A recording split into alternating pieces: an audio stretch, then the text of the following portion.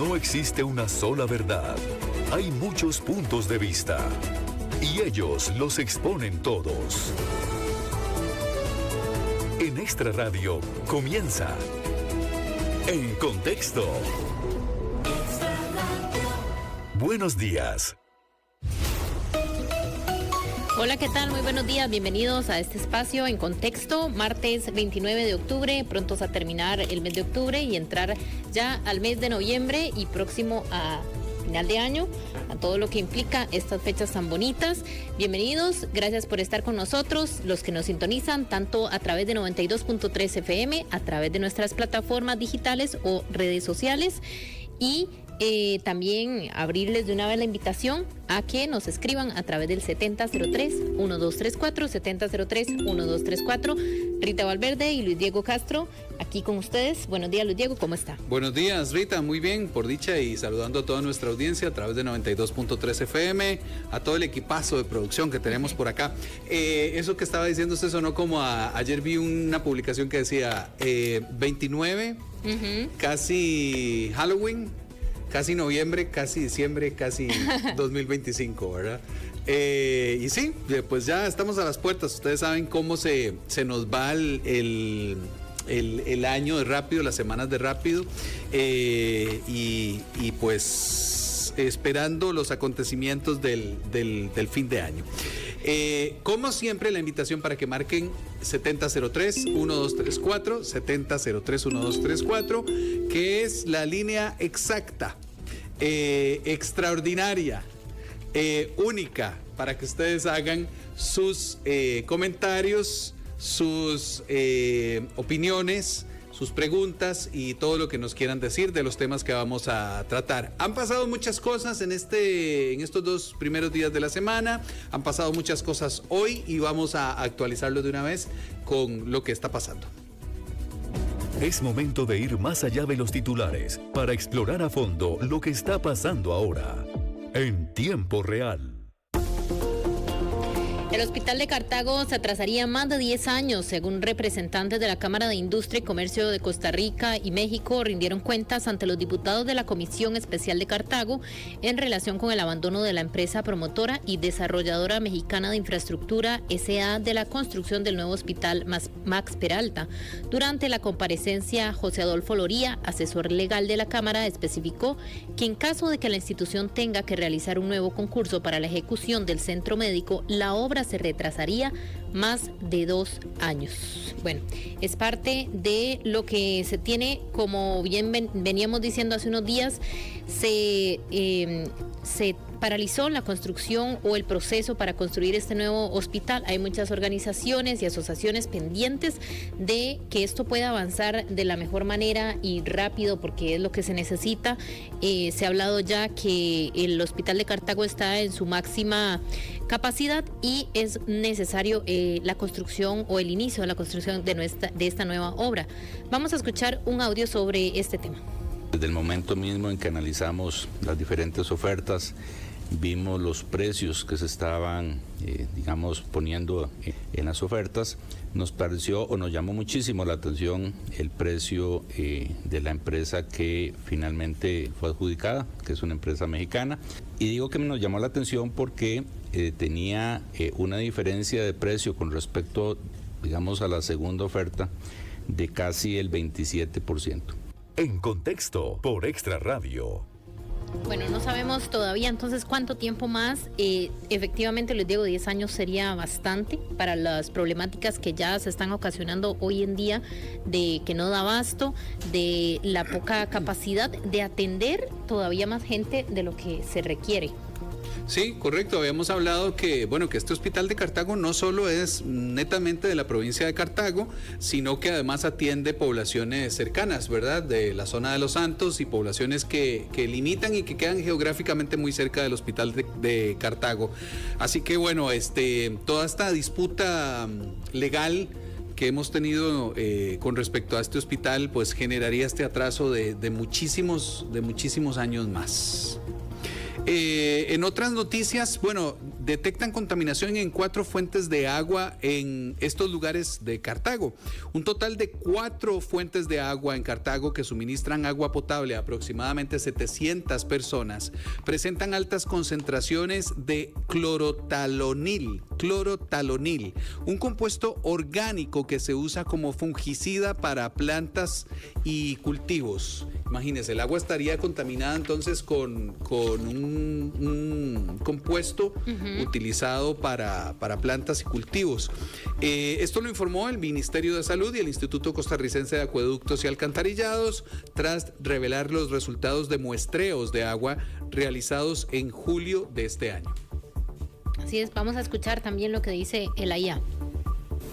Parte de la decisión que tomamos como equipo de gobierno fue analizar esto desde un punto de vista técnico y definir exactamente cuál era el área posible de afectación para hacer un análisis totalmente integral.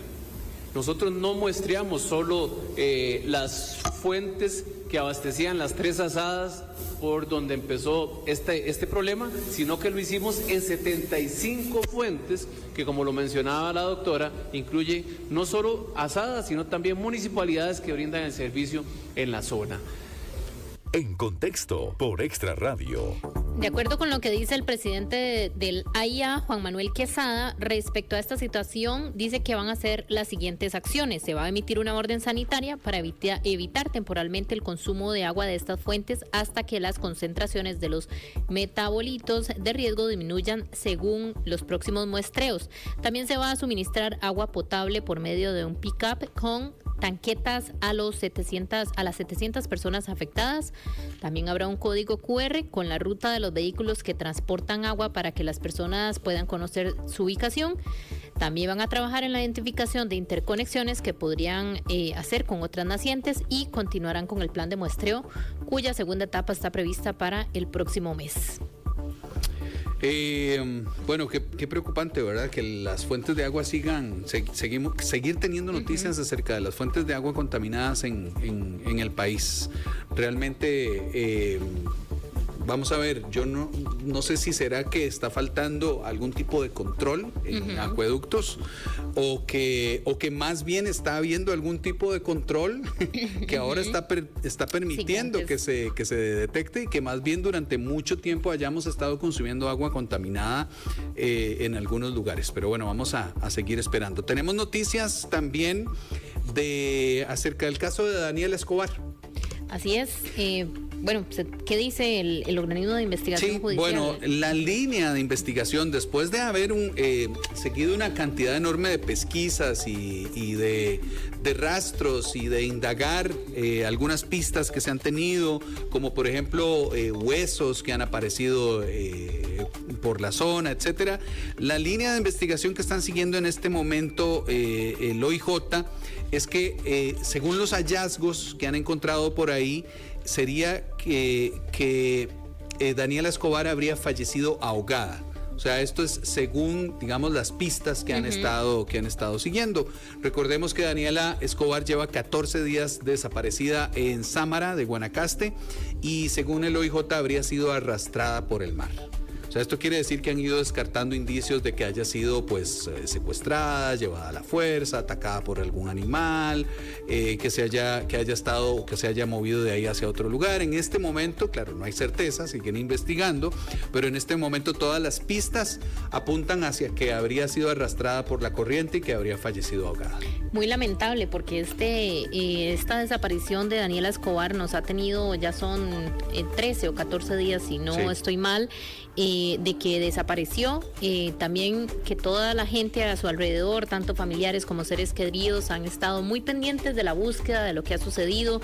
También las autoridades han seguido el rastro de lo que posiblemente pudo haber acontecido con ella. Ha habido también varias hipótesis que por supuesto tienen que confirmarse muy bien respecto a esta investigación, pero bueno, esto que dice el organismo de investigación judicial, la hipótesis de que habría fallecido ahogada, es lo más cercano que hemos tenido a lo que pudo haber sucedido. Por supuesto, como usted bien lo mencionaba, Luis Diego, tienen que confirmarlo, son hipótesis que se manejan. pero bueno, muy lamentable.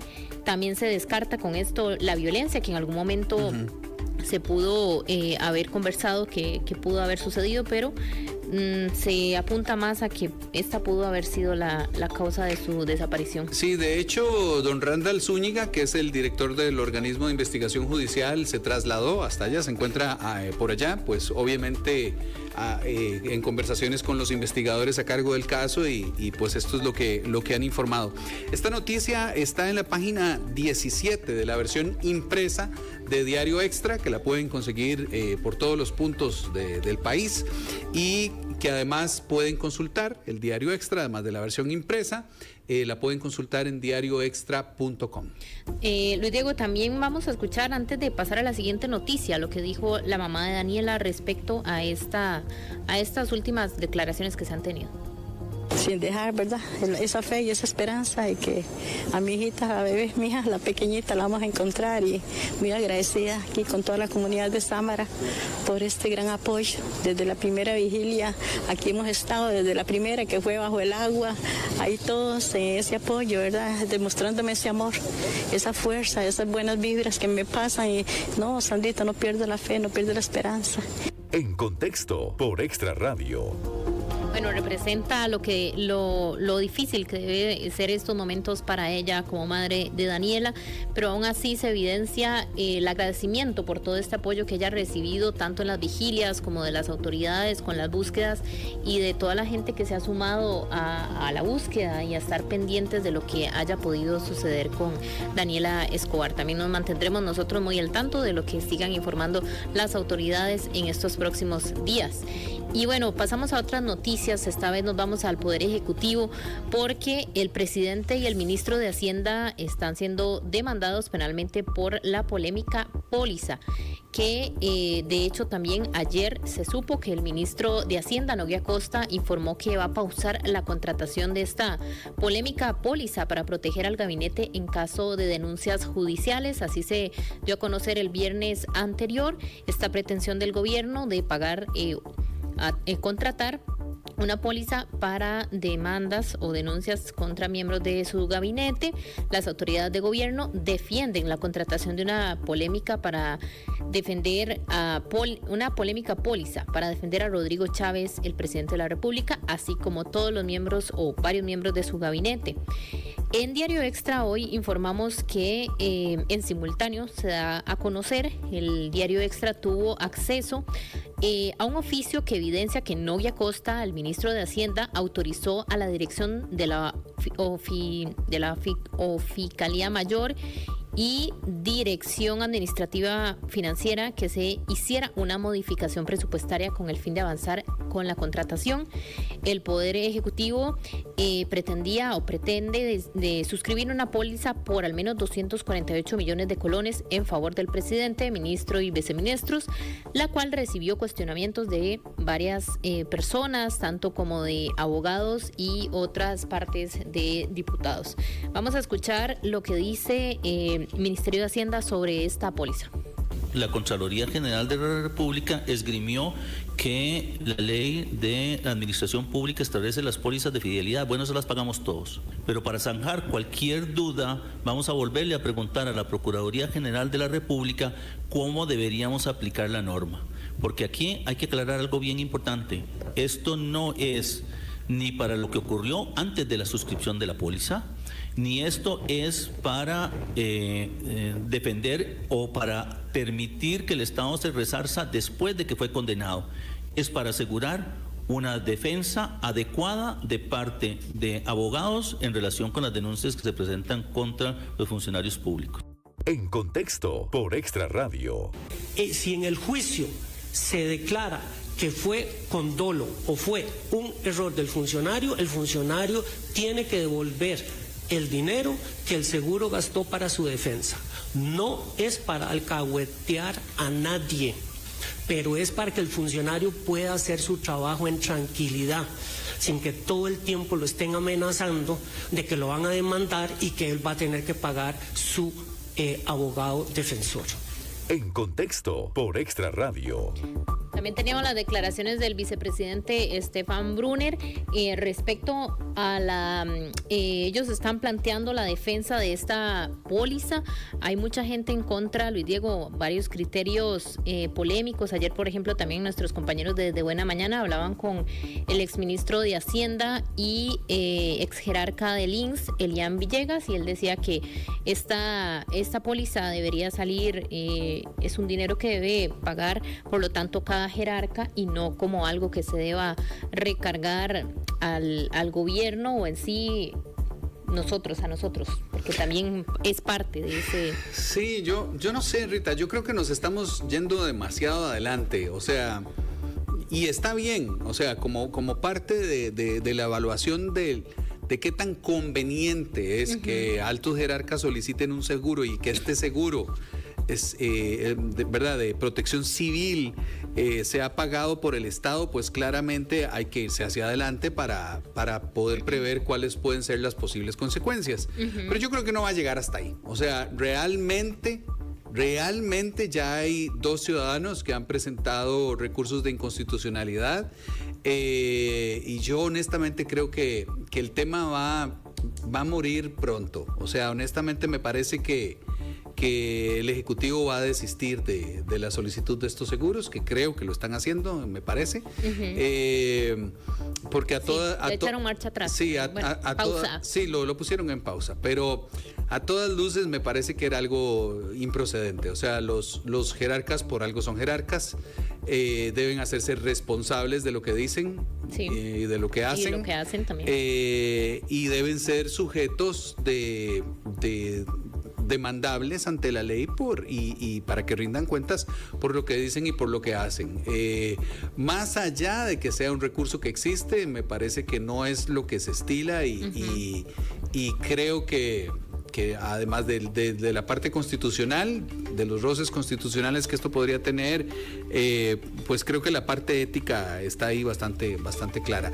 Yo creo que no va a pasar a más. Me parece que esta pausa que le dieron se va a quedar así, pausado. Sí, yo pensaría que también que hasta ahí, luego de tanta control, porque también ahí ha suscitado mucha polémica, y sí es cierto que una vez que ellos asumen o cada persona asume un puesto público, se sabe, les digo, es que no es secreto a lo que vamos, digamos, a las cuentas, a la rendición de cuentas que usted tiene que hacer, al escrutinio público también de lo que esté pasando, y usted bien lo decía, asumir las consecuencias de lo que hacemos. Entonces, sí, o sea, es una parte que conlleva esto, las demandas, pero es algo que tampoco se puede evitar, porque es parte de cómo funciona nuestro sistema. Sí, correcto.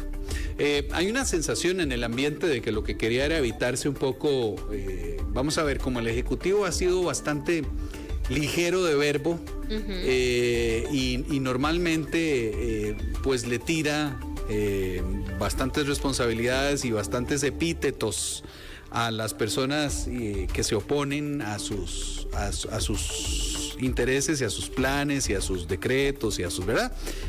Vamos a ver, directamente desde presidencia y en el caso de algunos ministros y en el caso de algunos diputados, pues se ha atacado directamente a la prensa, a la oposición, a otros grupos de poder y creo que la sensación era como que buscaban asegurarse de poder hacerlo sin luego no ser sujetos de demanda, pero que en el caso de una demanda, pues obviamente no arriesgarse a perder su patrimonio, ¿verdad? Era un poco la lectura inicial. Así es, bueno, vamos a ver si continúa esto en pausa o si se vuelve a activar de pronto la propuesta por parte del gobierno. Como usted dice, yo creo que ahí puede quedar, pero sí que nos mantendremos atentos a ver qué luego dirán más adelante. Sí. Luis Diego, tenemos otras noticias. Se recuerda toda la polémica que ha habido en la Ruta 32 respecto al cambio de rotondas o pasos a desnivel por rotondas. Sí, correcto. Ahora, ¿qué está diciendo el CONAVI? Porque aquí hay un poco de controversia o diferencia con las declaraciones. Bueno, las rotondas que se construyen actualmente en la Ruta Nacional 32, que de hecho ya iniciaron con la construcción de 2 rotondas, Originalmente serían pasos a desnivel y por eso de hecho es que se han criticado tanto porque por la falta de criterio técnico. Según lo confirmó Cristian Arroyo, director ejecutivo del Consejo Nacional de Vialidad CONAVI, mencionó en un foro organizado por el Colegio de Abogados que cuando nos cayó de rebote este proceso en esta administración, tuvimos que ver cómo solucionábamos el problema que teníamos y ahorita que vimos el poco tiempo que nos quedaba, tuvimos que adoptar el tema de las rotondas. Sí, o sea, al parecer entonces se hablaba de las rotondas, pero el CONAVI ahora está diciendo que serían pasos a desnivel, porque mucha gente ha dicho que efectivamente esta calle tan peligrosa, con todo el cuidado que requiere, hacer rotondas no sería la mejor decisión. Sin embargo, el CONAVI entonces lo que se dice es que está contradiciendo al Ministerio de Obras Públicas y Transporte. Correcto. Que es el Ministerio de Obras Públicas y Transporte quien ha dicho que más bien se harían rotondas por un asunto, sabemos, de hacer más expedito el proceso de construcción, también por la parte económica. Sin embargo, hay mucha gente que se ha opuesto, incluso ha habido protestas, bueno, en la Ruta 32, los vecinos de Limón, de esta zona, también se han manifestado, se han acercado a las autoridades a plantear no solamente este problema, es también respecto a los cruces, Claro. La peligrosidad de que no hayan pasos peatonales, por ejemplo, en esta ruta, y sabemos que es una ruta estratégica, pero que también divide a ciertos pueblos, ¿verdad? Sí, y acá pensando siempre al final de cuentas en los usuarios finales, que somos todos los que componemos la ciudadanía, vamos a ver, uno pensaría, bueno, pues que se pongan de acuerdo, ¿verdad? Porque esta construcción de estas rotondas o pasos a desnivel, lo que terminen construyendo, no va a ser una construcción para 5 años, ni para 10. Va a estar ahí los próximos 20, 30, 40, 50 años y no va a ser además tan sencillo luego cambiarlo si el criterio técnico no fue el adecuado y si hay que reemplazar unas por otras. No va a ser tan fácil. Además, que aunque fuera fácil, no va a ser de gratis. Es plata suya y de todos nosotros la que se estaría gastando en caso de que o se construyan rotondas y no sea lo adecuado, o se construyan los pasos a desnivel y no sea lo adecuado, solo porque faltaron criterios técnicos, o porque hubo prisa, o porque alguien lo quiso apurar, o porque no se pusieron de acuerdo el Ministerio y el CONAVI. Así es, y para recapitular entonces lo que dice el CONAVI, es que el director del CONAVI, que han optado por el tema de las rotondas como solución temporal, sin embargo se trabaja paralelamente en lo que es la ejecución de las expropiaciones para poder eventualmente finalizar los pasos superior e inferior en general. O sea, de momento sería... Lo que pasa es que ya sabemos, Luis Diego, cuánto llevaría luego tiempo convertir estas rotondas a pasos a desnivel. Sabemos que no va a ser de la noche a la mañana. Correcto. Por la forma en la que funcionemos, sabemos que no sería rápido y como hablábamos anteriormente, tampoco sería de gratis, ¿verdad? Rita, y bueno, hay 396 personas en Curridabat que van a ser desalojadas por el Ministerio de Salud, ¿cierto? Así es. Bueno, ¿qué sabemos de estos desalojos? Bueno, a partir del martes 29 de octubre, o sea, hoy, va a empezar el proceso de desalojo de 110 viviendas ubicadas en el asentamiento Miravalles 2. Estas acciones corresponden a una solicitud de la Sala Constitucional hecha desde el 2019 en un expediente en el que se indica que por riesgo de deslizamiento se solicitaba la salida de la población, siendo este espacio declarado de vulnerabilidad tanto por la Comisión Nacional de Emergencias como por la Municipalidad de Curridabat desde 2007.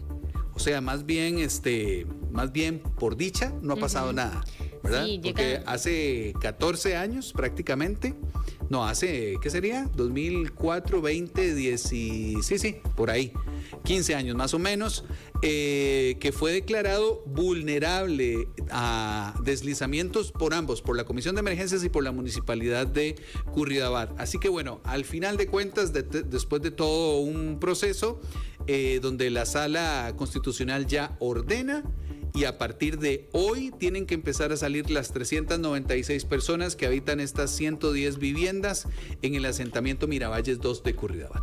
Es una situación muy común, ¿verdad?, que se da en nuestro país con todos los terrenos irregulares que tenemos y también con las zonas vulnerables, el construir a las orillas de los ríos, por ejemplo, y que en estas épocas de inundaciones o de intensas lluvias tengan que correr las personas que viven aquí. Hemos tenido otros casos donde lamentablemente a la gente no le ha dado tiempo de salir. Entonces, sabemos que estos desalojos, y lo digo, lo más importante es que no se vuelvan a formar, porque es también parte de las problemáticas, desalojar un periodo, un espacio que es bastante riesgoso, pero que a los meses se vuelve a instalar gente y el problema sigue al final sin resolverse. Sí, correcto.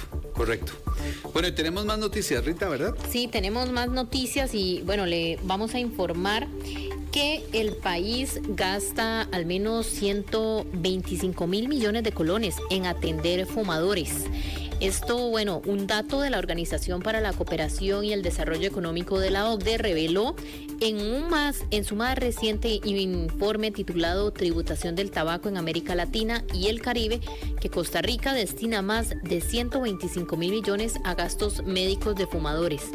Esto es similar a la suma de los presupuestos de 2025 de al menos 6 ministerios y 3 instituciones, por ejemplo, entre ellas la Contraloría General de la República y la Defensoría de los Habitantes. Este gasto se deriva, por ejemplo, de costos de hospitalización, atención médica, medicamentos, terapias de quienes sufren enfermedades relacionadas con el tabaco. Es también verlo desde otro punto de vista, ¿verdad? Yo creo que mucha de este tema se aborda siempre desde la parte de salud, pero sí es cierto que lleva un costo, una parte económica muy importante, y lo estamos viendo también como país, no solamente como persona, que sabemos que es un vicio y que ese vicio también cuesta dinero. Sí, correcto, 125 mil millones entonces es lo que está costando al año, ¿verdad? El tema del atender a los fumadores en el país. Y bueno, hoy tuvimos una noticia, ya casi tenemos que ir a corte, pero hoy tuvimos una noticia y tuvimos a don Luis Amador, lo tuvimos en la mañana en el programa Desde Buena Mañana. Estuvo hablando varias cositas al respecto de cómo se maneja el actual gobierno, del que él formó parte y fue uno de sus ministros estrella. Confirmó sus aspiraciones presidenciales y que lo va a hacer con un nuevo partido político. Mencionó que se encuentra en los trámites de la conformación del partido y que contaría con el apoyo de exdiputados y exministros, algunos que incluso estuvieron en el actual gobierno. Don Luis Amador, pues trabaja como educador en Canadá y desde allá aseguró que sus aspiraciones presidenciales se mantienen y quiere devolver al país parte de lo que le dio a él.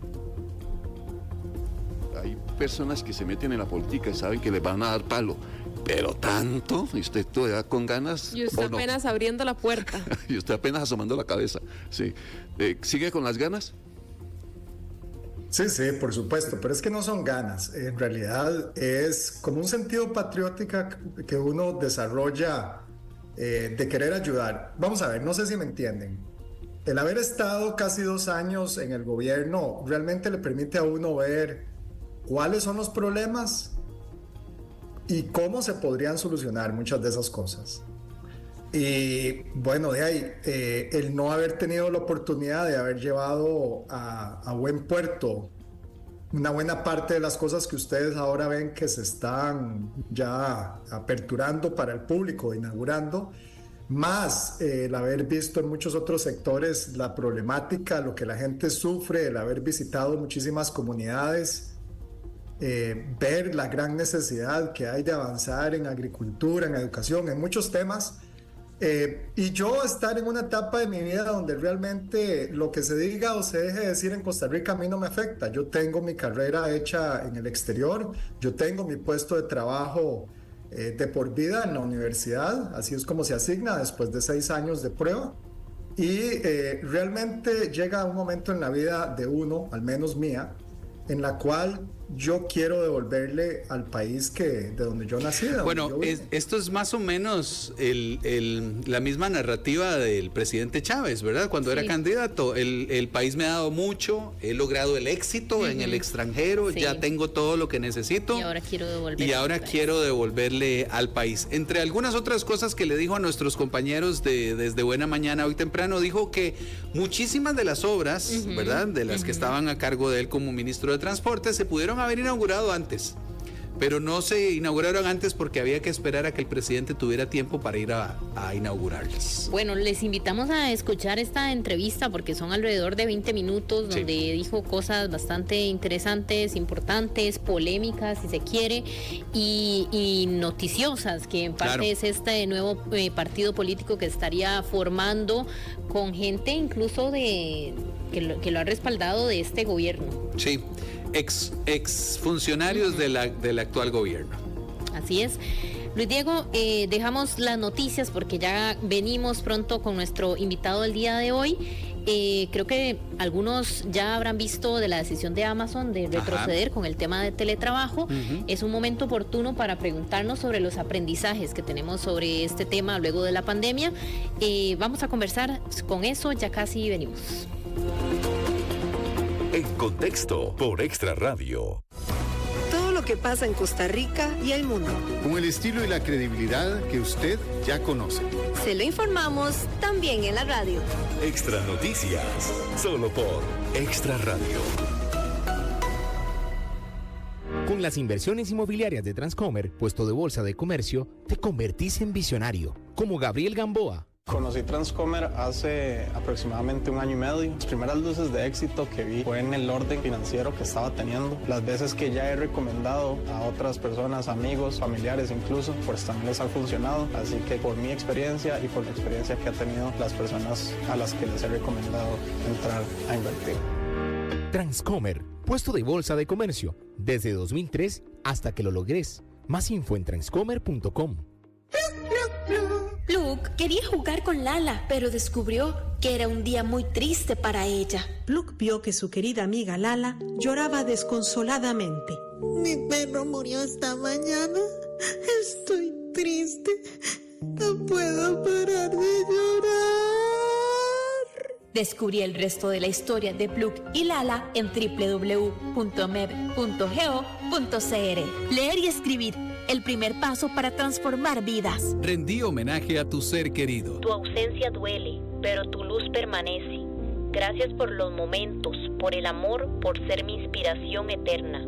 Publica tu esquela este 2 de noviembre en nuestro suplemento Fieles Difuntos del Diario Extra. Escúchala en Extra Radio y mírala en Extra TV Canal 42. Tu partida me dejó sin palabras, pero tu amor sigue hablándome. Te recordaré y te llevaré siempre en mi alma.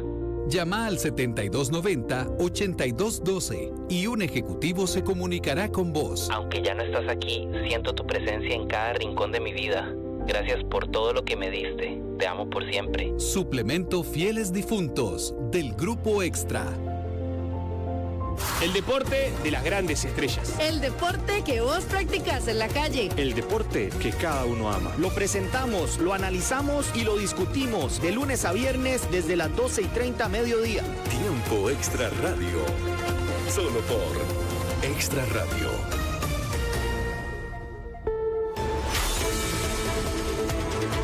La información y voz.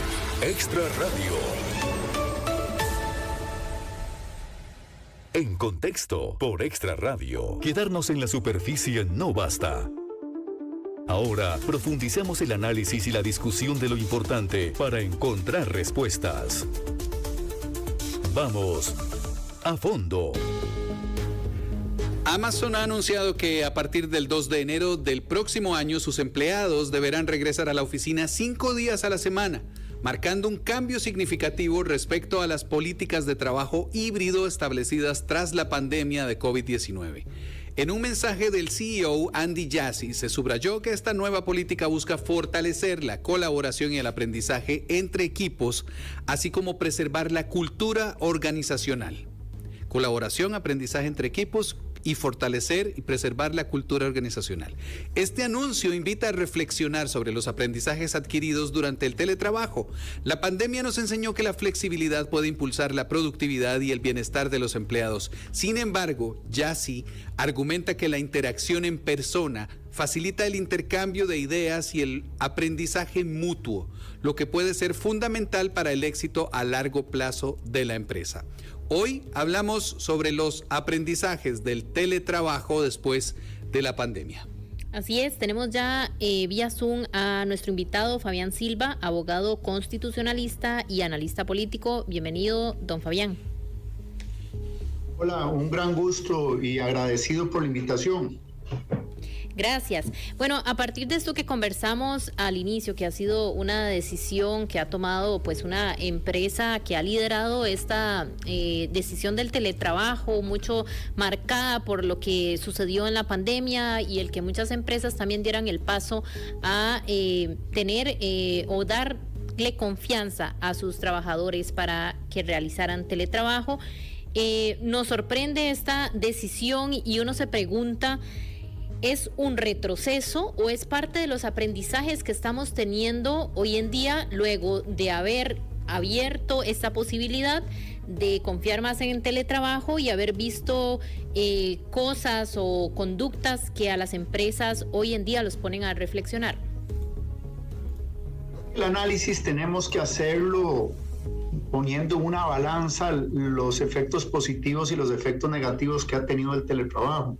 Indudablemente el teletrabajo viene a tener un auge significativo en tiempos de pandemia, en tiempos de una crisis humanitaria a nivel mundial, no solo nacional, y que obligó a la implementación de normativa interna, tanto para los patronos o la parte patronal, sino también crear una ley en el año 2019, que es la ley del teletrabajo, que estableció ciertas limitaciones o ciertos aspectos significativos para poder implementar el teletrabajo. Tratemos de hacer un análisis de lo que el aporte que dio el teletrabajo. Bueno, indudablemente, en un momento histórico de nuestro país, donde la vida humana está en juego y el que nos mantuviésemos reunidos pudiese generar o aumentar mayor riesgo, pues aquello fue una herramienta ideal, una herramienta idónea para poder contener lo que fue las muertes de nuestros hermanos costarricenses. El teletrabajo brindó también algo significativo, como lo fue el evitar que el trabajador tuviese que desplazarse desde su casa al centro de trabajo, no aumentando lo que todos los costarricenses somos testigos todos los días, que es el caos vial, las presas que muchas veces le imponen a cientos de miles de costarricenses que para poder trasladarse de su trabajo a su casa va a llevar más de 2 horas, disminuyendo, desmejorando su calidad de vida. Pero también, indudablemente, desde el punto de vista positivo, el teletrabajo nos permitió tener un contacto directo con nuestros seres amados, con nuestros seres queridos, porque el tiempo que tardásemos en trasladarnos de la casa al trabajo, pues nos lo estábamos economizando para poder disfrutar más con nuestras familias y con nuestros seres queridos, pero también para poder invertir aquel tiempo en nuestro bienestar, porque tenemos mayor tiempo, mayor disponibilidad para ejercitarnos, para distraernos, para pasar momentos de ocio. Eso podríamos decir que es el contexto positivo. Sin embargo, hay un contexto negativo que es ineludible o no lo podríamos tampoco obviar, y es la falta de un vínculo laboral importante. O sea, cuando somos teletrabajadores, no hay un contacto diario donde podemos implementar nuestras ideas en relación a otras personas desde un punto de vista personal, sino lo tenemos que hacer a través del filtro de la virtualidad. Pero que esto también indudablemente conllevó a la despersonalización de las relaciones laborales. ¿Qué quiere decir? Que el jefe se olvidó quiénes eran sus trabajadores El jefe inclusive no conoció quiénes eran los trabajadores que estaban bajo su cargo y que cuando venían decisiones graves o decisiones trascendentales como el recorte de personal, pues yo no consideraba o no tomaba en cuenta aquella relación humana fundamental que podía tener conocimiento de lo que es la vida personal de un trabajador, sus situaciones particulares, porque al no conocerlo, al no saber quién es físicamente, pues yo inclusive tomaba la decisión desde un punto de vista numérico, ya no desde un punto de vista humano. O sea, al no conocer quién es la persona, pues me economizo tal trabajador. Indudablemente el teletrabajo también no permite una profundización, una posibilidad de especialización al poder compartir personalmente espacios a la hora del almuerzo, a la hora del café, el poder conocer cuál es la opinión que tiene un compañero trabajador sobre temas no solo de orden laboral, sino también de orden de superación personal, pues quiera si no el teletrabajo también indudablemente tiene una afectación significativa. Ahora bien, venimos a una segunda etapa y es la segunda etapa de lo que corresponde a regresar al trabajo. Y aquí tenemos que analizarlo también desde un punto de vista, creo yo, crítico, desde un punto de vista de cuál podría ser la afectación que puede tener un trabajador a la hora de irrumpir de manera violenta lo que era su modus operandi a nivel laboral. O sea, estaba acostumbrado al teletrabajo, estaba acostumbrado a tener más tiempo para dormir o levantarme más tarde, estaba acostumbrado a no tener que padecer las presas. Bueno, ahora vuelvo a la realidad que había dejado desde hace mucho tiempo. O también fui contratado de la modalidad virtual o como teletrabajador, pero ahora me cambian de manera abrupta la modalidad a la presencialidad. Entonces, indudablemente aquello tiene un impacto en lo que podríamos considerar es la parte más débil de la relación laboral, que es el trabajador. Hay un impacto significativo que tenemos que determinar la gravedad o la incidencia que esto pueda tener. ¿Puede el trabajador, muchos se preguntarán, puede el patrono cambiar de manera abrupta la forma en que estaba acostumbrado el trabajador a rendir su trabajo? Bueno, depende de muchas cosas, depende del contrato laboral. A la hora de que yo lo contraté, establecí la posibilidad de que yo lo podía contratar hoy presencial, mañana enviarlo a la casa por teletrabajo y después volverlo a retomar a sus funciones presenciales. Bueno, eso sí lo autorizaría. El problema se da cuando yo lo contrato a usted bajo una modalidad contractual donde le digo que todas sus funciones son teletrabajables y de manera abrupta le digo, bueno, ahora a partir de tal fecha usted tendrá que hacer su trabajo presencial. Claro, don Fabián, muchísimas gracias por esta primera intervención donde nos deja clarísimo todo este panorama. Y sí, vamos a ver, esperemos que el tiempo nos rinda todo lo posible, porque acá hay una cantidad de aristas, ¿verdad? Esta que está señalando usted, por ejemplo, no es lo mismo una persona que empezó a teletrabajar a partir de 2020, que conocía a sus compañeros, que conocía sus jefaturas y luego se fueron todos para la casa y con base en ese conocimiento siguieron interactuando, que una persona que fue contratada ya luego totalmente para teletrabajar, o que un equipo de trabajo todo ni siquiera se han reunido físicamente, o tal vez una vez para almorzar, pero el resto llevan 2-3 años todos teletrabajando. A nivel de interacciones, a nivel de productividad, a nivel de salud mental, a nivel de implicaciones legales, por supuesto que tiene muchísimo para comentar y muchísimas diferencias. Vamos a pedirle a nuestros oyentes, como siempre, que creo que ya lo están haciendo, que marquen el 7003-1234, 7003-1234, la línea extra, para que nos hagan llegar sus opiniones, sus consultas. Rita.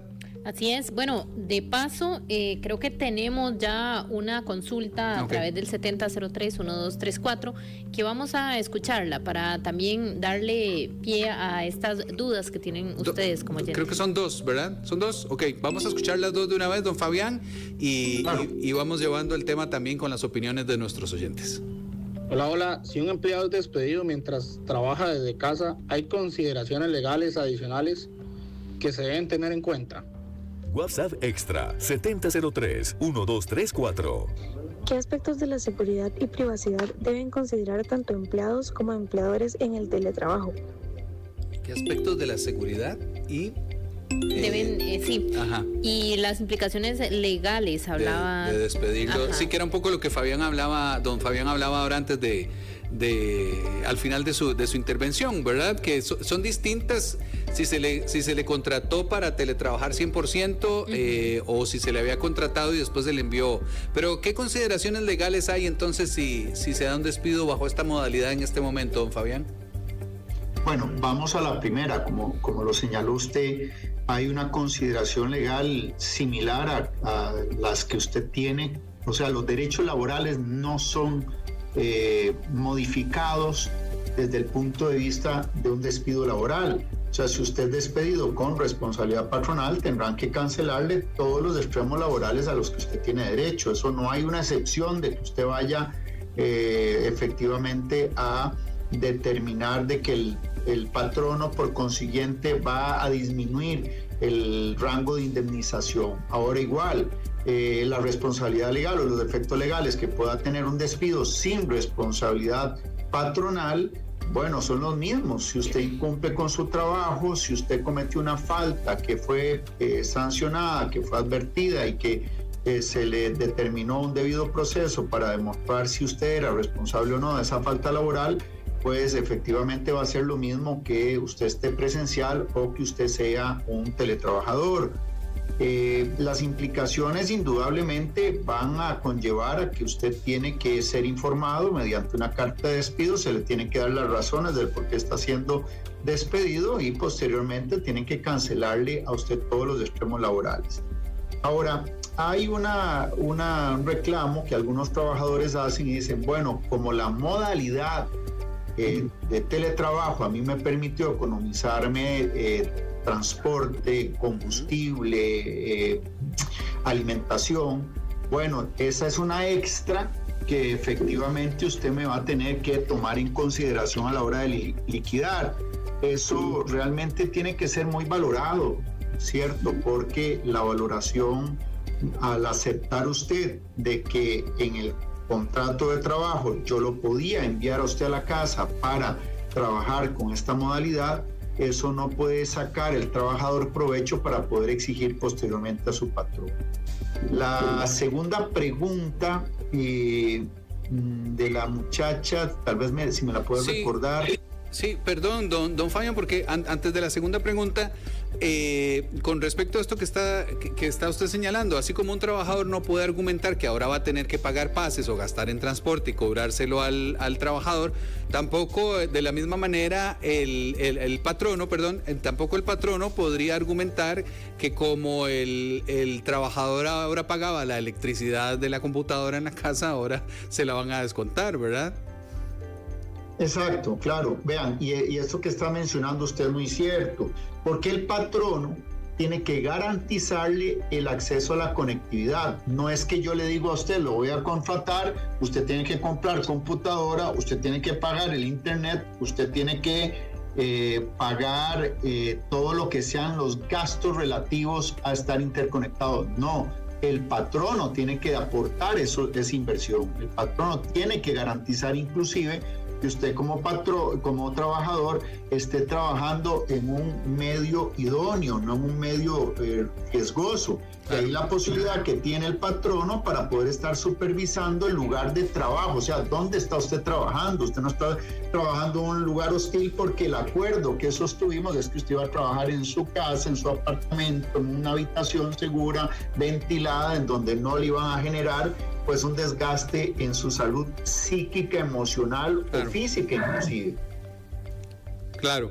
Vamos a escuchar de nuevo la segunda pregunta para que nos quede más clara a todos. Perfecto. ¿Qué aspectos de la seguridad y privacidad deben considerar tanto empleados como empleadores en el teletrabajo? Seguridad y privacidad que debe ser tomado en cuenta por ambas partes. Claro, el patrono debe garantizar que las plataformas que están utilizando estén sujetas a un blindaje especial que no permita la exposición de la imagen de ese trabajador. O sea, yo no puedo tomar la imagen del trabajador Yo no puedo tomar la voz del trabajador y utilizarla para otros fines que no sean extrema en relación al trabajo que yo estoy haciendo. O sea, yo no puedo como patrono ofertar la imagen de mi trabajador para un anuncio. Aquello no puede hacerlo sin el consentimiento del trabajador. Lo otro es si las plataformas que están siendo utilizadas somete a riesgo o a sobreexposición al trabajador, indudablemente hay una corresponsabilidad por parte de la empresa o por parte del patrono en indemnizar los daños y perjuicios que se puedan estar generando. Ahora, igual a la inversa es la obligación que tiene el trabajador de poder garantizar que la información que se está cursando, ¿verdad? La información que se está intercambiando como consecuencia de su relación laboral no exponga la imagen del patrono, no exponga la imagen de la empresa en detrimento de aquella. Entonces esto hay que tener muchísimo cuidado. Por ejemplo, si usted está utilizando un uniforme pero terminó su hora laboral y mantiene ese uniforme, pero va a una aula universitaria o va a tener clases virtuales y usted comete algún tipo de acto contrario a la moral o a la ley, pues efectivamente está comprometiendo la imagen de la empresa porque usted sigue uniformado. O igual, si usted está metiéndose en plataformas que pueden atentar contra el decoro, contra la moral o contra la seguridad de la empresa, usted va a tener una responsabilidad de indemnizar a la empresa por los daños causados por aquellas actividades extralaborales que ponen en riesgo a la empresa. Claro. ¿Qué podemos decir, don Fabián, sobre entonces lo que se vislumbra del futuro del teletrabajo? Porque bien lo decíamos, veníamos de una etapa en la que muy pocas empresas se habían atrevido o eran como pasos un poco inseguros. La pandemia evidentemente aceleró o dio más confianza para poder dar ese paso. Y de pronto estamos en un punto donde ya hemos podido ver, más allá de tener o no una pandemia, lo que implica un teletrabajo. Y lo que dice Amazon respecto a esta decisión es que se están perdiendo o se están complicando relaciones de la cultura organizacional que son fundamentales para el éxito que ha tenido la empresa. Por ejemplo, el intercambio de las ideas, la colaboración, el debate entre los equipos, interactuar de manera más eficiente. ¿Cómo podemos ver esto a un futuro de a lo que se puede ir proyectando o avanzando la cultura del teletrabajo? Yo creo que las grandes empresas tienen que invertir en aquellas investigaciones que nos permitan, por consiguiente, crear un equilibrio, un punto de equilibrio.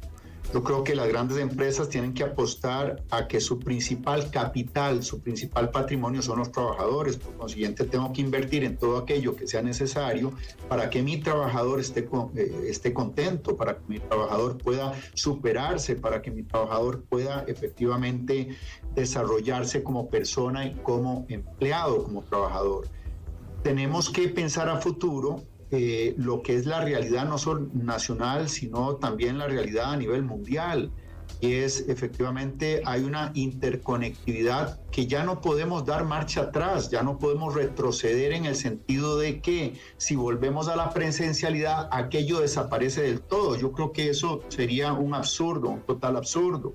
Hay que tener muchísimo cuidado también si se puede estar utilizando el retorno de los trabajadores como una arma perversa para evadir las responsabilidades patronales a la hora de hacer una liquidación laboral. Le pongo un ejemplo.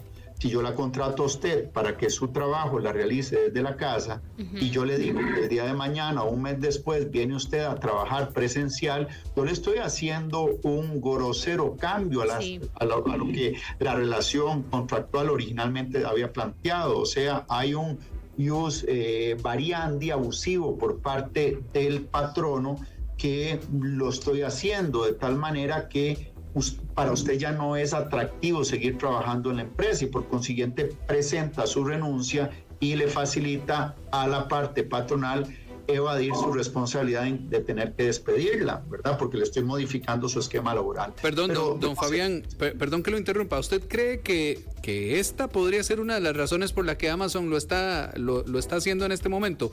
Buscar o tratar de incentivar de alguna manera que sus trabajadores o que alguna parte de sus trabajadores renuncien para reducir planilla.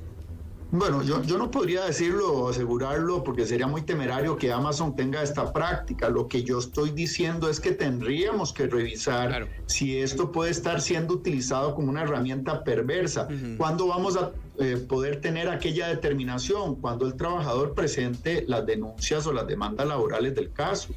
¿Verdad? Hasta ese momento vamos a tener un parámetro, un índice tal vez porcentual que nos pueda determinar, mire, el 10% de los trabajadores, el 20% de los trabajadores, el 30% de los trabajadores se está yendo por esta modificación. Bueno, pero si una empresa actúa de manera transparente, va a hacer los sondeos de opinión que le diga a aquel que renuncia por qué está renunciando, qué es lo que lo motivó a renunciar, y que en ese principio de transparencia pueda dar a la opinión pública el contexto de que, mire, mis trabajadores un 20% se fueron porque no quisieron volver a la presencialidad. Indudablemente esto realmente tiene que también someterse. No tenemos que ser ni tan maliciosos, pero tampoco tan ingenuos. Aquella realidad, ¿quién la va a determinar? El patrono, el trabajador disconforme que presente sus demandas en virtud de ese cambio abusivo o cambio arbitrario de modalidad.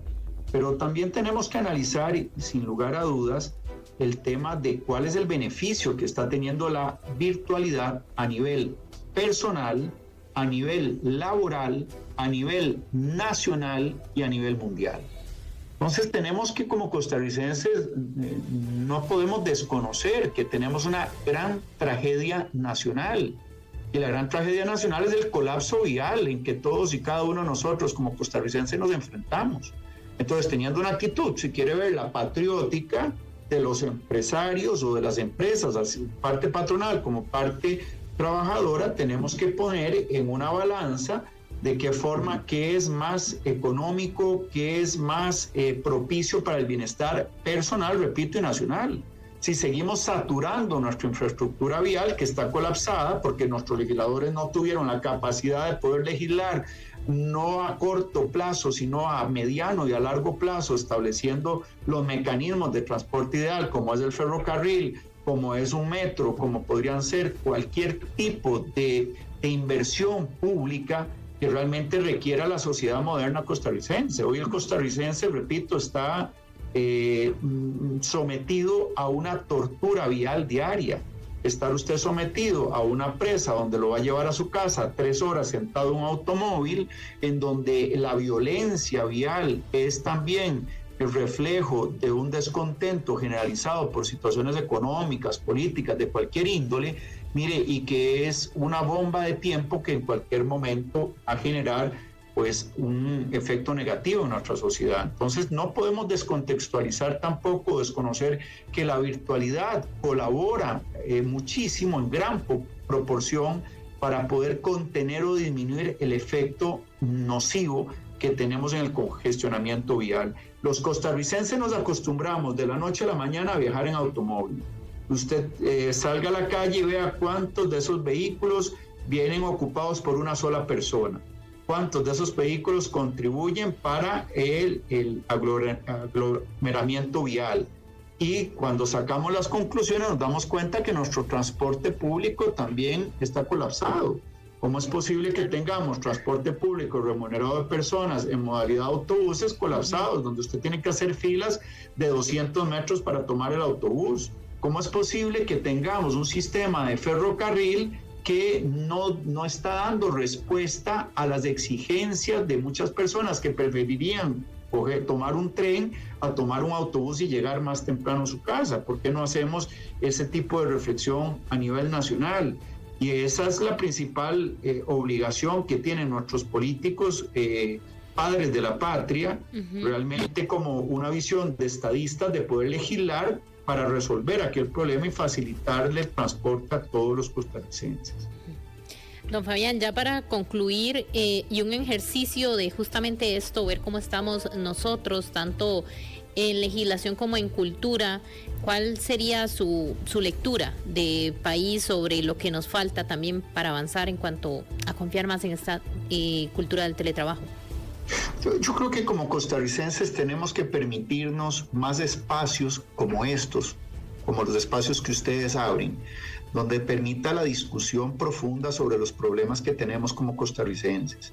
Creo que hemos caído en extremos muy lamentables donde el costarricense es indiferente a la problemática nacional. Creo que hay mucha farándula mediática que nos está secuestrando una conciencia que como costarricenses tenemos que tener para poder discutir con profundidad estos temas.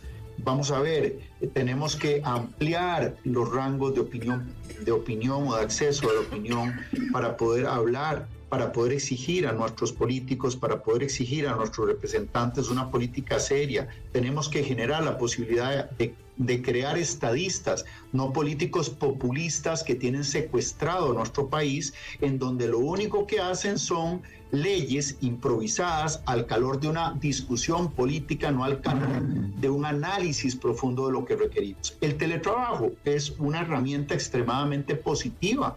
El teletrabajo es algo que le permite a un costarricense desde su casa, al calor de su hogar, con sus seres queridos, poder cumplir con su misión laboral sin desconocer también que como costarricense tiene una obligación familiar, propiciando la unidad familiar, no la destrucción familiar, no la desintegración familiar, que pareciera ser el común denominador de lo que está ocurriendo en los hogares costarricenses. Entonces yo creo que como reflexión final tenemos que apostar a discutir seriamente sobre todo lo que el futuro nos exige. Tenemos que arribar a la seriedad en la profundidad de todos estos temas que, como muy bien ustedes lo están haciendo, nos permiten profundizar y nos permiten extendernos con algún grado de responsabilidad. Sí, correcto, don Fabián. Claro, también habría que abordar ahí el tema de la salud mental y del agotamiento, ¿verdad? Porque también es cierto que con el teletrabajo los límites entre la vida personal y la vida laboral se empiezan a difuminar, y más ya 4 o 5 años de haber comenzado con esto. Pero bueno, hay un sinnúmero de temas adicionales que podríamos discutir, ¿verdad, Rita?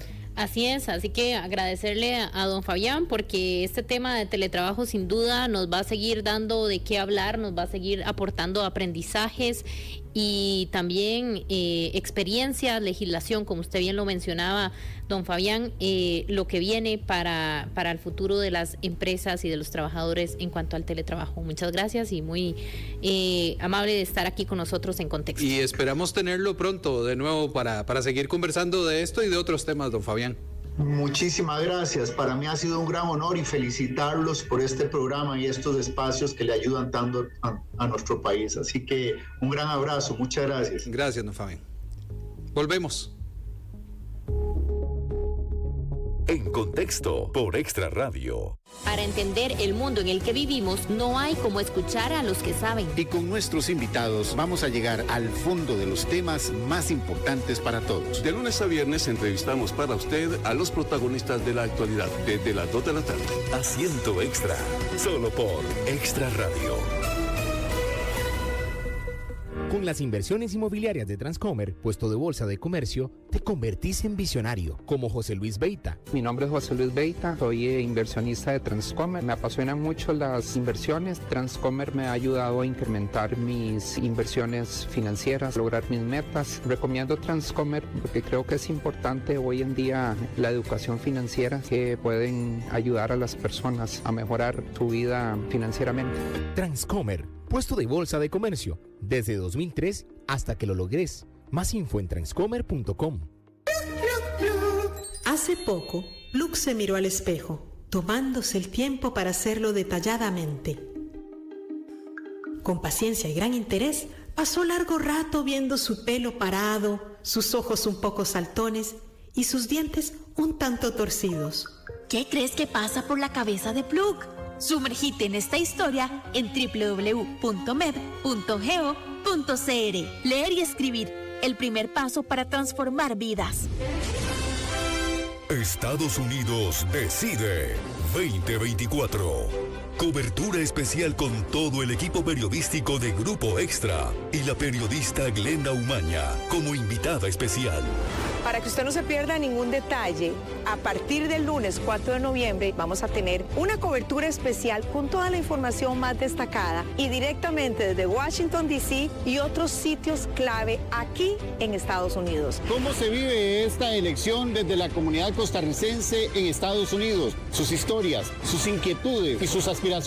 Estados Unidos decide. Una cobertura exclusiva para Extra Noticias que incluye un amplio seguimiento en vivo de todo lo que esté pasando. Además, analizaremos ampliamente las repercusiones que trae esta elección para nuestro país. Acompáñenos, su cita es aquí a través de todas las plataformas del Grupo Extra.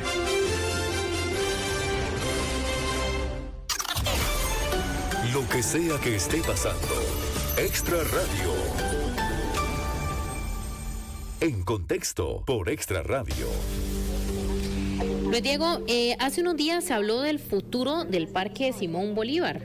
Luego de todo el proceso de cierre que conllevó, que fue bastante lento en algún momento, sí. Hubo trabas también, porque hace unos días también la Municipalidad de San José, en conjunto con el Ministerio de Ambiente y Cultura, firmaron una carta de intenciones para definir el futuro del área donde se ubicó el zoológico Simón Bolívar en San José. El Simón Bolívar, bueno, fue inaugurado, imagínense, el 24 de julio de 1921. Correcto. Y que coincide con el natalicio del libertador Simón Bolívar, por eso lleva ese nombre.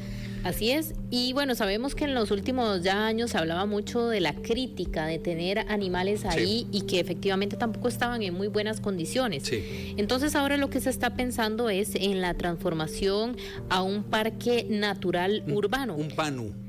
No, lo que ahora se llama un PANU. Un PANU. Parque Nacional Urbano. Así es. Y bueno, nosotros queremos ampliar, antes de hablar un poquito más de la entrevista que tuvieron nuestros compañeros de Desde Buena Mañana con Vera Vargas, la ministra interina de Cultura y Juventud. Vamos a escuchar esta entrevista. Estamos en conversación, hemos estado en conversaciones anteriormente. La semana pasada firmamos ya un documento que nos pone en la misma vía, y quiero aclarar que aquí las instituciones que estamos liderando el proyecto, bueno, por supuesto el MINAE, el Ministerio de Cultura y Juventud y la Municipalidad de San José. En el camino podemos sumar, ¿verdad?, otros actores, pero al menos por el momento vamos a ponernos nosotros de acuerdo para diseñar. El señor ministro de Ambiente mencionó la fecha de mayo del próximo año, donde tendremos ya los estudios, porque al cambiar la dinámica, que esto es algo muy particular, bueno, alrededor del mundo, pero Costa Rica además se ha lucido, y eso es importante recalcarlo. Costa Rica tiene una historia de pasar de algunos edificios digamos, a sitios para el uso de la ciudadanía. Por ejemplo, los cuarteles han pasado a ser museos, y así queremos que el zoológico, ya la historia del zoológico quedó en el pasado, va a pasar a ser un parque urbano. Esa figura de parque urbano está dentro de las figuras que administra y que tiene, digamos, ya están reguladas para el MINAE. Nosotros como Ministerio de Cultura nos sumaríamos con un actor muy importante para nosotros, que además tiene dentro de sus fines la protección no solamente del patrimonio arqueológico y cultural, sino también del patrimonio natural, que es el Museo Nacional. Doña Vera, y de todas esas opciones, ¿hay una que a usted le llama más la atención que se podría ejecutar? Es que esta figura de parque urbano, como bien lo mencionó el ministro, permite, digamos, diversificar una serie de servicios hacia la ciudadanía. No vamos a dejar de, digamos, si algo que tenemos todos claros es que este parque que va a hacerse, ¿verdad?, que ya vamos a definir qué es lo que se va a ofertar ahí, va a ser para la familia. Y eso es muy importante, porque estaríamos conservando siempre en el imaginario de la ciudad un espacio donde las familias se convocan los fines de semana. Eso es prioridad. Y para lograr este objetivo queremos sumar las voluntades de todos, la voluntad de la Municipalidad de San José, del Ministerio de Cultura, no solamente a través del Museo Nacional, sino a través de otras instituciones nuestras que tenemos varios servicios, ¿verdad? Y a disposición, artísticos, culturales, y además la voluntad, ¿verdad? Porque hay un área muy importante de conservación cuya expertise la tiene el MINAE. Pero sin lugar a dudas, para nosotros una de las principales instituciones como Ministerio de Cultura que es protagonista es el Museo Nacional. El Museo Nacional tiene, digamos, un resguardo de especies, de la mayor diversidad de especies. Esa es la parte que a veces menos se ve del Museo Nacional. Pero hay una gran cantidad de especies que es importantísimo que se pongan a la vista mediante exposiciones. Hay, digamos, obras, digamos, piezas arqueológicas que pueden estar en estos espacios también para que las personas puedan observarlas, así como las tenemos en el Museo Nacional, como esferas y demás. Entonces creemos que podemos hacer un aporte interesante, entre otras ofertas que podemos brindar, pero en eso nos vamos a poner de acuerdo. Ya vamos a empezar el trabajo en esta semana, tenemos ya las siguientes reuniones y seguimos avanzando. Yo creo que apenas tengamos la primera noticia, créannos que saldrá la comunicación para que todas y todos después nos vayamos. Mejor nos llama y nos la da a nosotros de primero. En Contexto por Extra Radio. Bueno, nada tontillo, don Ángelo, ¿verdad? No, muy bien. Esto fue parte de la entrevista que tuvimos con doña Vera Vargas, ministra interina de Cultura y Juventud, hablando acerca de este proyecto y de este tema que también queremos que ustedes opinen al 7003-1234. 7003-1234. Es un proyecto donde el Ministerio de Cultura, el Ministerio del Ambiente y la Municipalidad de San José se están poniendo de acuerdo, firmaron una especie de carta en conjunto, ¿verdad? De intenciones, donde lo que quieren es caminar hacia la construcción de un parque nacional urbano en lo que alguna vez fue el zoológico Simón Bolívar. Así es, y es que usted mencionaba al inicio el concepto de los PANU, ¿verdad, Luis Diego? Que para decirlo así, es una nueva categoría o se definen como áreas geográficas ubicadas dentro de zonas urbanas, que tal cual es el caso de este parque, bueno, lo que fue el parque de Simón Bolívar. Y hablaba, por ejemplo, ahí escuchaban las declaraciones, es importante un espacio donde, por ejemplo, estar no solamente fines de semana, pero por lo general son espacios que uno busca los fines de semana, donde estar, un entorno agradable, en donde usted esté rodeado de naturaleza y donde no necesariamente tenga solo que caminar a la orilla de la calle y estar cuidándose de los autos, por ejemplo. Entonces, yo creo que el aporte que tendría una zona así, un parque urbano de esta manera, sería bastante bueno para San José y para pues todos los que somos parte de este entorno. A mí por lo menos me parece una extraordinaria noticia. Me parece muy bien, para empezar, que la Municipalidad de San José y dos ministerios estén en coordinación y estén tan de acuerdo en esto, que no siempre es fácil, ¿verdad? Me parece extraordinario también pensar que lo que alguna vez fue un zoológico, donde de alguna manera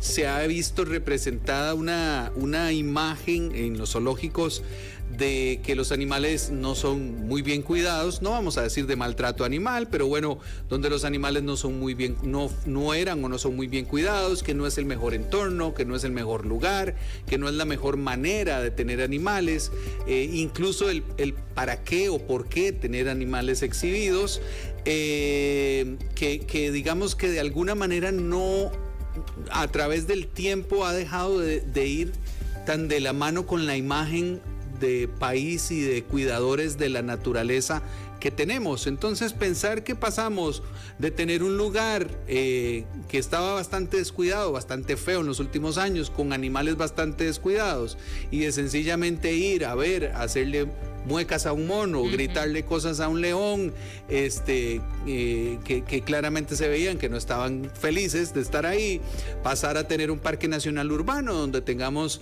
esta especie de pulmón que ya es ese espacio ocupado por el Simón Bolívar, esta parte de naturaleza, de ir y adentrarse un poco en la naturaleza sin tener que manejar o que salir necesariamente del casco urbano, donde puedan haber actividades, donde los niños y las familias puedan aprender de una serie de temas.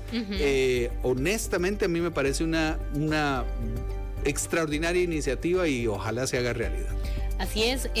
Luis Diego, para cerrar este tema, nada más, el ministro de Ambiente lo que ha dicho es que se están incluso la posibilidad de que sea un parque natural urbano. Ha hablado de otros 3 también, de la formación de otros 3 parques. Por ejemplo, uno sería lo que era antiguamente Inbioparque.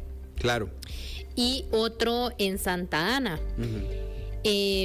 Pero también que se está barajando la posibilidad de que sea crear un jardín botánico similar al Lancaster de la Universidad de Costa Rica en Paraíso de Cartago. Y también se dice que se necesita, o que tiene la ventaja que, por ejemplo, está muy cerca de la Casa Amarilla, de la Cancillería, y de, por ejemplo, el Museo Nacional, lo cual puede ser atractivo para los turistas nacionales que vienen a San José, y que pues hace falta este tipo de... Claro, y es un barrio bonito, además, y por supuesto, o sea, se habla muchísimo, hay muchísima gente que dice que San José es feo, ¿verdad? O que a San José le faltan atractivos. Esta municipalidad estaba planteando también la posibilidad de comenzar a sembrar un poco más de verde a lo largo de la avenida central. Bueno, pues ahí hay verde. Claro que está en un espacio cerrado, pero se convierte en un lugar de atractivo, como decís vos, donde las familias pueden asistir los fines de semana o incluso entre semana, y no deja de ser un atractivo turístico y no deja de vamos a ver, yo siento que no deja de tener esta parte que ha hecho famosa en el mundo a Costa Rica, de ir un poco adelante, ¿verdad? De tener este modelo de preservación en convivencia, de crecimiento urbano, de centros turísticos en convivencia con la preservación y el ambiente, y me parece que es muy Costa Rica este proyecto, por decirlo de alguna manera, pensando en la marca país. Yo lo pensaría en términos de que hablamos mucho de que somos, país verde, y que le damos mucha importancia a la conservación, pero pensamos que eso pasa fuera de San José. A San José no lo pensamos como un espacio verde, accesible. Y que los turistas sí lo ven, ¿verdad? Porque uno es que está acostumbrado, pero por ejemplo yo tengo amigos turistas que han venido, no sé, de Argentina, de México, de Uruguay, y que pasan por la ruta de circunvalación y quedan anonadados de ver las montañas de Alajuelita, ¿verdad? Tan cerca de la ciudad. Uno deja un poco de percibirlo. Ahora yo me imagino los reviews, ¿verdad? De todos estos turistas, sus fotos, etcétera, diciendo no solo fui al Teatro Nacional, sino que wow, me encontré un pulmón, un parque natural en el puro centro de San José. Sí, no, evidentemente sería una de las mejores opciones en las que se puede transformar este parque, o lo que fue antiguamente el zoológico Simón Bolívar. Ojalá tengamos esos espacios y podamos ir pronto a disfrutarlos, Luis Diego. Sí, pues sí. Y tenemos mucho más, ¿verdad? Hoy ya vamos aterrizando en nuestro contexto de hoy, y ya no vamos a hablar más temas pesados ni noticias cargadas, sino que, aunque esta fue una muy buena noticia, sino que vamos a recordar, ¿verdad? La información no para. Nosotros tampoco. Extra Radio.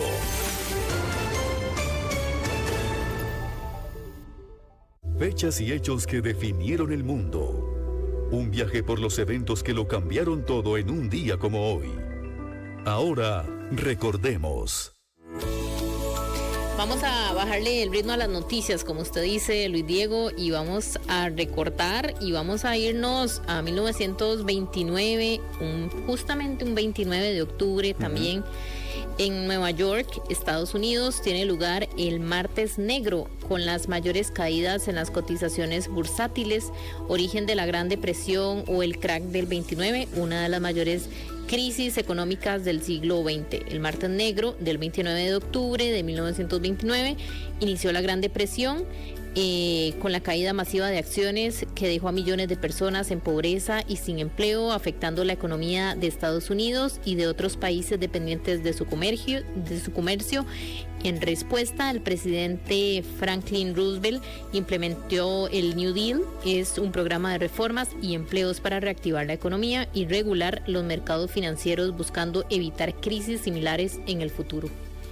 Sí, correcto. Lo que hizo el presidente Franklin Delano Roosevelt fue eso, pues una nueva especie de contrato, ¿verdad? New Deal en inglés, ¿verdad? El nuevo trato, hacer un nuevo trato donde aplicó ciertas regulaciones tratando de que esto no se repitiera en el futuro. Y aunque no se dio de la misma exacta manera, pues en el 2008 los Estados Unidos volvió a caer en una recesión otra vez por un tema de burbujas, en este caso inmobiliarias, etcétera, etcétera. Pero sí, lo que se estudia en los libros de texto y de historia como la Gran Depresión comenzó un 29 de octubre del año 1929.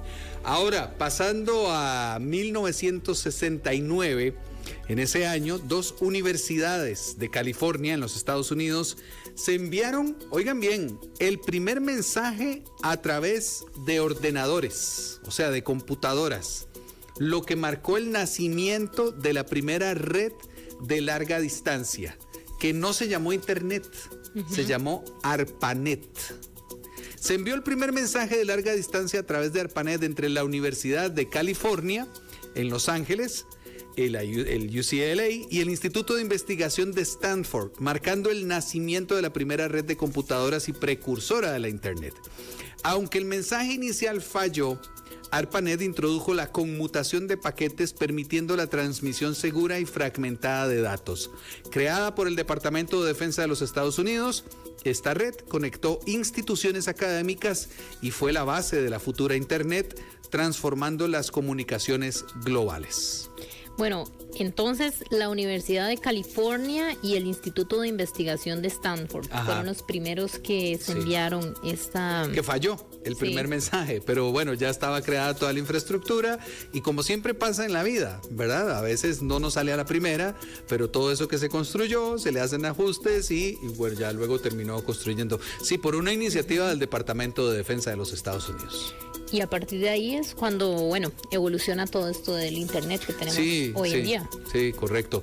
Viniendo del Departamento de Defensa y sabiendo cómo las nuevas tecnologías se ponen en aplicación, pues obviamente luego se supo que, años después se supo que desde los 90s el ejército de los Estados Unidos utilizaba ARPANET e Internet para comunicaciones internas entre sus cuerpos armados y luego pues ya vio la luz del público.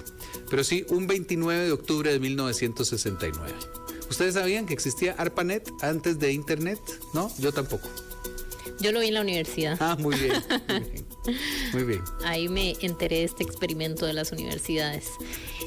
Tenemos también un dato musical, ese se lo dejo a usted, Luis Diego, porque usted es amante de... Bueno, en 1980 se edita el álbum Hawks and Doves, o sea, halcones y palomas.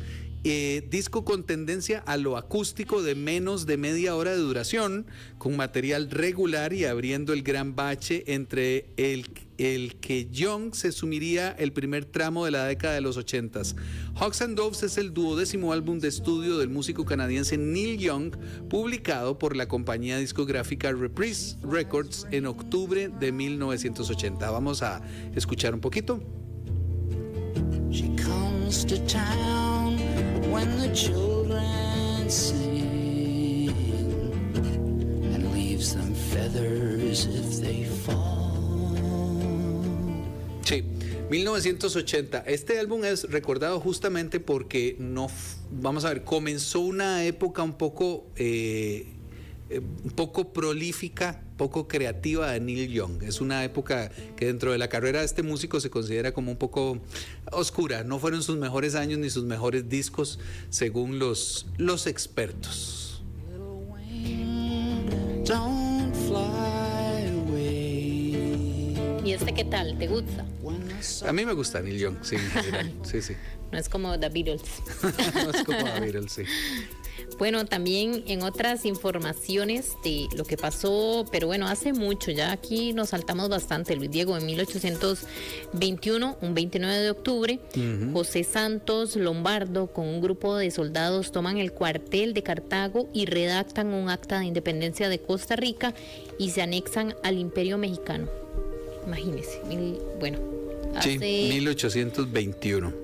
1821.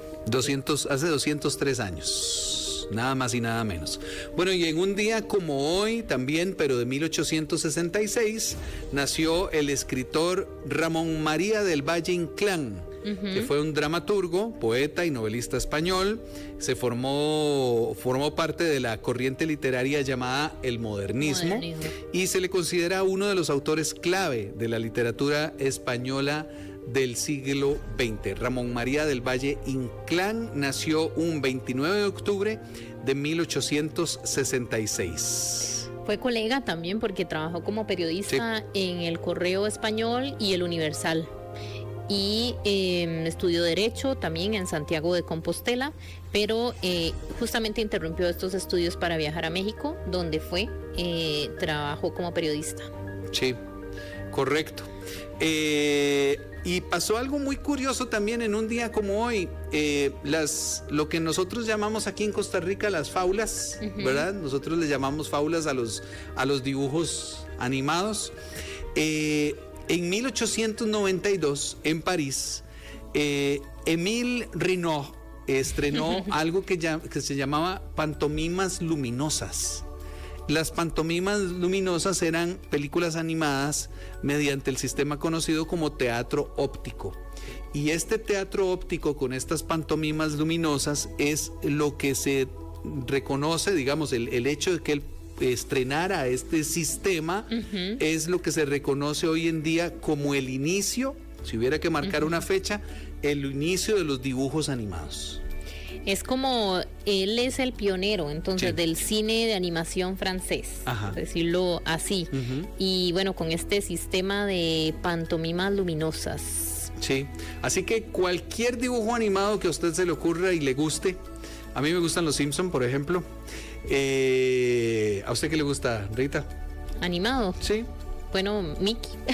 Bueno, a mí me gustan los Picapiedra también, así que cualquiera, sea Dragon Ball, cualquiera tuvo su origen, o bueno, se acordó marcar como el origen de los dibujos animados esta fecha, 29 de octubre de 1892, en la que Émile Reynaud estrenó sus pantomimas luminosas con el sistema de teatro óptico. Un datito aquí nada más, dice que solo se conservan 2 de las pantomimas luminosas que realizó, le dejo el honor de pronunciar hasta el nombre. Émile Reynaud. A lo largo de su vida, solo hay 2. Solo hay 2. Sí, se conservan. Y con esto ya nos despedimos, Luis Diego, porque ya en prontos 3 minutos escasos vienen las noticias, Extra TV Canal 42, para que ustedes lo sintonicen, toda la información que ha acontecido en esta hora de la mañana, martes 29 de octubre. Nosotros nos despedimos, pero a ustedes los dejamos en muy buenas manos para que se informen con Ana Lucía Zamora y Paul Ulloa de director.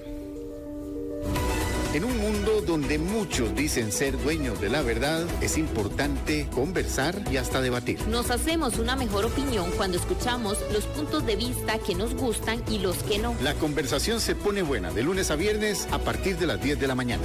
En Contexto, solo por Extra Radio.